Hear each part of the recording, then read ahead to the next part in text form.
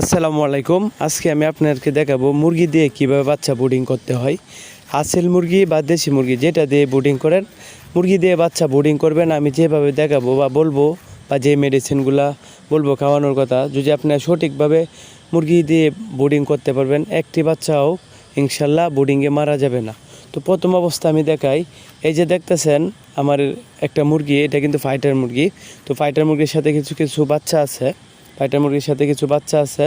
বাচ্চাগুলোর বয়স হচ্ছে আজকে 4 দিন। তো 4 দিনের বাচ্চাগুলো কিন্তু আলহামদুলিল্লাহ অনেক সুস্থ দেখতেছেন। তো বাচ্চাগুলো প্রথম আনার পর আমি লেবুর পানি দিই, ফার্স্ট টাইম লেবুর পানি দিই 6 ঘন্টা। 6 ঘন্টা লেবুর পানি দেওয়ার পর থেকে একটা না 5 থেকে 7 দিন আমি রেনামক্স আর এন্ডোসিন এই দুইটা আমি খাওয়াই।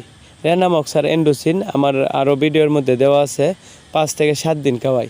তো এখন যত গরমের মধ্যে, তো আমি 7 থেকে 8 দিন করার পর মুরগি দিয়ে দেখতেছেন যেভাবে, এভাবে করার পর এই যে আমি আলাদা এই জায়গায় নিয়ে আসি। এইখানে যে বাচ্চাগুলো দেখতেছেন, বাচ্চাগুলোর বয়স মাত্র 7 দিন। তো এই বাচ্চাগুলো আমি মুরগি দিয়ে ব্রুডিং করার পর এইভাবে নিয়ে আসি।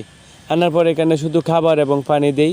যদি কোনো রোগবালাই না হয় সেক্ষেত্রে আমি কোনো ওষুধ আমি ব্যবহার করি না, শুধু জিংডা মুরগির বাচ্চাটা আনার পর খাওয়াই। তো এইভাবে মূলত আমি মুরগি দিয়ে ব্রুডিং করার পর আলাদা এইভাবে আনি। আনার পর 15 থেকে 20 দিন বা 20 থেকে 1 মাসের ভিতরে আমার বাচ্চাগুলো বিক্রি হয়ে যায়।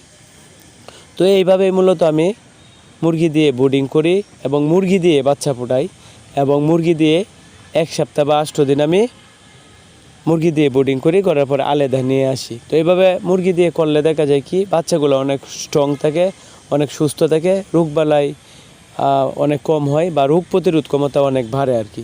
তো এইভাবে আপনারা করতে পারেন। তো ভিডিও সর্বশেষে আমি একটা কথা বলে থাকি, ভিডিওতে আমি সঠিকভাবে কথা বলতে পারি না। এছাড়া যদি আপনাদের এই বিষয়ে আলাদা একান্ত কোনো প্রশ্ন থাকে, ভিডিওতে নাম্বার দেওয়া আছে, আমার একান্তভাবে কল দিবেন।